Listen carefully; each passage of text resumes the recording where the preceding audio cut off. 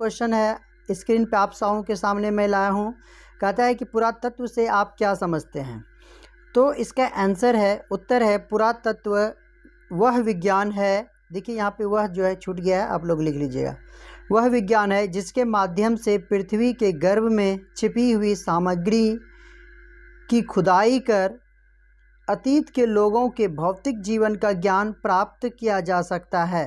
वैज्ञानिक तथ्यों पर आधारित होने के कारण पुरातत्व एक अंतिम तथा सर्वाधिक महत्वपूर्ण स्रोत है। नेक्स्ट क्वेश्चन देख लेते हैं हम लोग क्या कहता है। नेक्स्ट क्वेश्चन है मोहनजोदड़ो के विशाल स्नानागार का वर्णन करें। इसका उत्तर होगा मोहनजोदड़ो का प्रमुख सार्वजनिक स्थल यहाँ के विशाल दुर्ग में स्थित विशाल स्नानागार है। यह 39 फुट लंबा, 23 फुट चौड़ा एवं 8 फुट गहरा है। इसमें उतरने के लिए उत्तर एवं दक्षिण की ओर सीढ़ियां बनी है। स्नानागार का फर्श पक्की ईंटों से बना है। इसके चारों ओर कमरे तथा बरामदे हैं। इससे जल के निकास की भी व्यवस्था की गई है एवं स्वच्छ पानी को एक कुएं द्वारा स्नानागार में लाया जाता था। संभवतः इसका उपयोग जो है अनुष्ठान के लिए किया जाता था, होता होगा। देखिए अनुष्ठान के लिए मतलब इस स्नान के लिए किया जाता था। स्नाना ये होगा अनुष्ठान के लिए किया जाता था।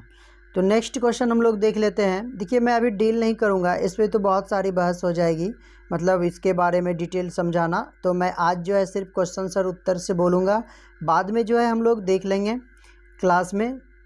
नेक्स्ट क्वेश्चन है हमारा कार्बन 14 विधि से आप क्या समझते हैं। तो देखिए इसका आंसर है तिथि निर्धारण की वैज्ञानिक विधि को कार्बन 14 विधि कहा जाता है।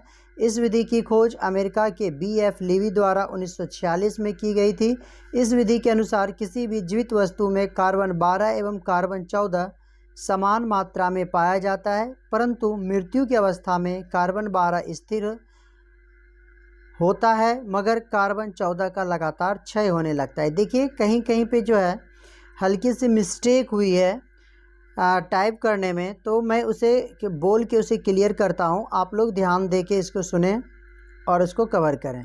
नेक्स्ट क्वेश्चन है गुप्त काल के विज्ञान और प्रौद्योगिकी पर प्रकाश डालें। तो गुप्तकालीन गणितज्ञ आर्यभट्ट दशमलव पद्धति से परिचित थे। इन्होंने सर्वप्रथम बताया कि पृथ्वी गोल है, पृथ्वी अपनी धुरी पर घूमती है।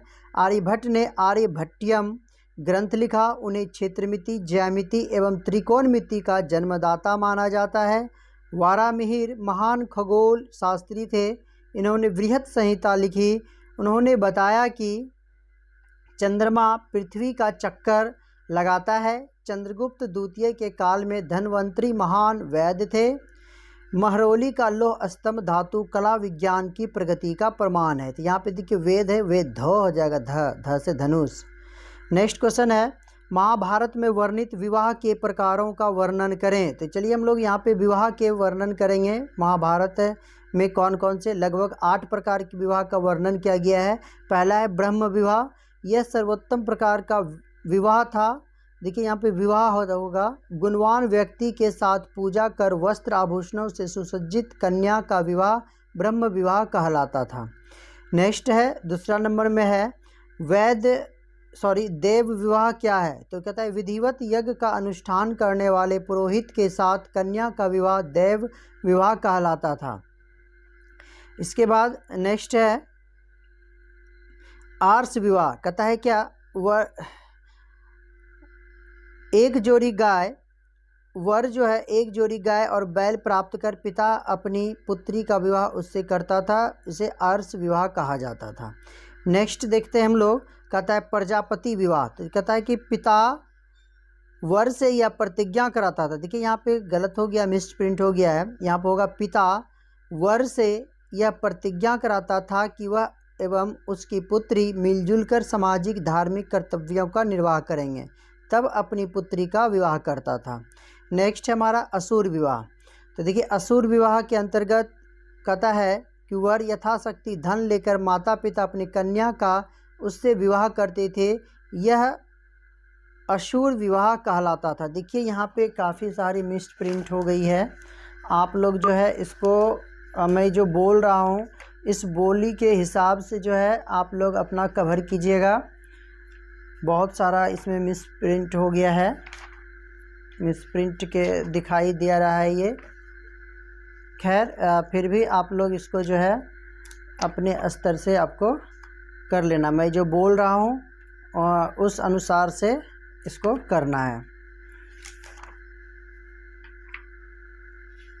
महाभारत में जो ये 8 विवाह के बारे में बताया गया है। देखिए गंधर्व विवाह और असुर विवाह जो मैं बता रहा हूँ, असुर विवाह में वर से होगा, यहाँ पे वर्षा जो लिखा गया है यहाँ पे होगा वर से यथाशक्ति धन लेकर। ओके चलिए, गंधर्व विवाह जब वर एवं कन्या एक दूसरे के गुणों पर आकर्षित होकर विवाह करते थे तो वह गंधर्व विवाह कहलाता था। राक्षस विवाह क्या होता था? 7वां नंबर में कहता है बलपूर्वक कन्या का अपहरण कर ले जाना राक्षस विवाह कहलाता था। पिशाच विवाह क्या होता था? सोती हुई अचेत पागल अथवा मदमस्त कन्या के साथ बलपूर्वक संभोग कर उसे विवाह के लिए मजबूर करना पिशाच विवाह कहलाता था। नेक्स्ट क्वेश्चन हम लोग देख लेते हैं। 6 नंबर क्या बोलता है? तो 6 नंबर का है कि बौद्ध धर्म के अष्टांगिक मार्ग का नाम बताने के लिए। देखिए यहाँ पे 8 अष्टांगिक मार्ग बताया गया था गौतम बुद्ध के द्वारा। पहला है सम्यक दृष्टि, सम्यक वाणी, सम्यक संकल्प, सम्यक कर्म, सम्यक आजीव, सम्यक व्यायाम, सम्यक स्मृति, सम्यक समाधि। और 7 नंबर में है मुगल कालीन सिक्कों का संक्षिप्त जानकारी देते। यहाँ पर हम लोग सिक्कों के बारे में संक्षिप्त जानकारी है दे रहे हैं। कहता है कि मुगल कालीन सिक्कों का संक्षिप्त विवरण है।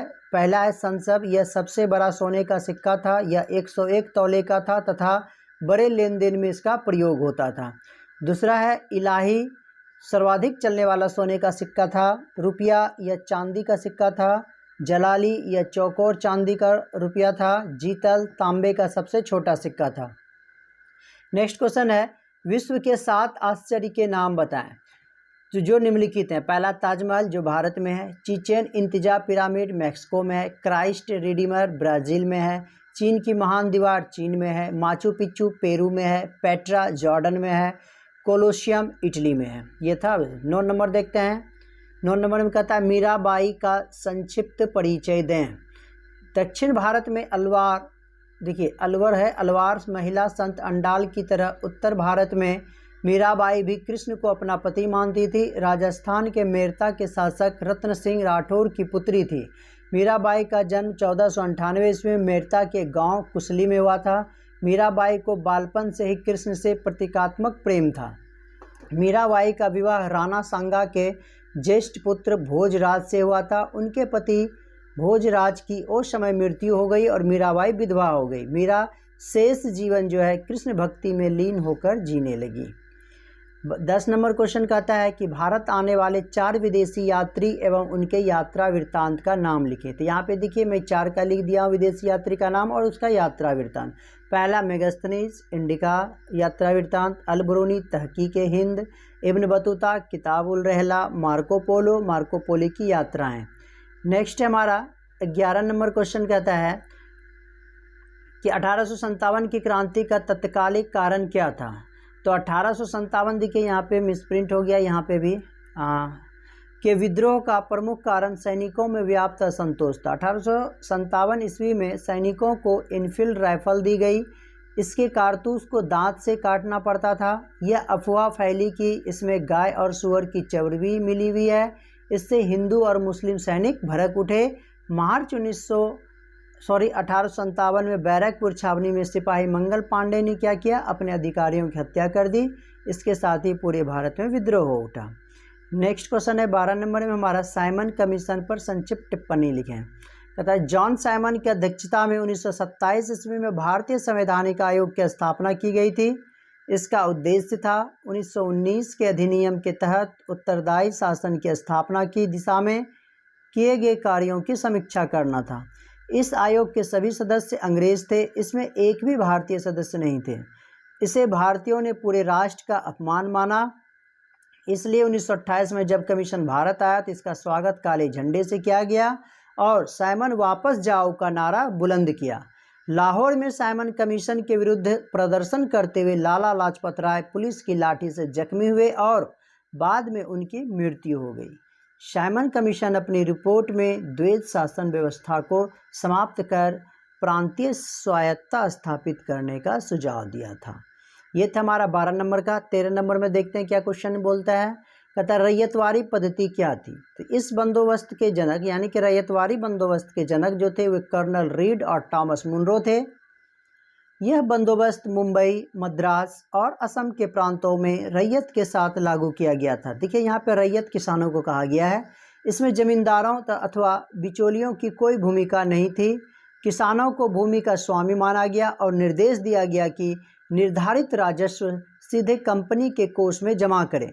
इस व्यवस्था के अंतर्गत कुल उपज का 1/3 भाग से लेकर 2/5 भाग तक राजस्व वसूला जाता था। यह बंदोबस्त 30 वर्ष तक चली और कुल भारत भूमि का लगभग 51% भाग इसके अंतर्गत आता था। संविधान सभा का गठन कैसे हुआ ये मैं बता देना चाहता हूँ आप लोगों को। उत्तर आपके सामने स्क्रीन पे है, आप इसे पढ़ के वीडियो को रोक के आप आराम से इसको लिख सकते हैं। और जो भी न्यू स्टूडेंट हैं, न्यू इस चैनल पे हैं, तो प्लीज़ सब्सक्राइब बटन ओके कर दें और बेल आइकन को भी दबाना ना भूलें ताकि आपको क्विक नोटिफिकेशन मिलता रहे। कैबिनेट मिशन, चलिए मैं स्टार्ट करता हूँ 14 नंबर का आंसर। कहता है कैबिनेट मिशन की सिफारिश पर भारत के संविधान के निर्माण के लिए संविधान सभा का गठन किया गया।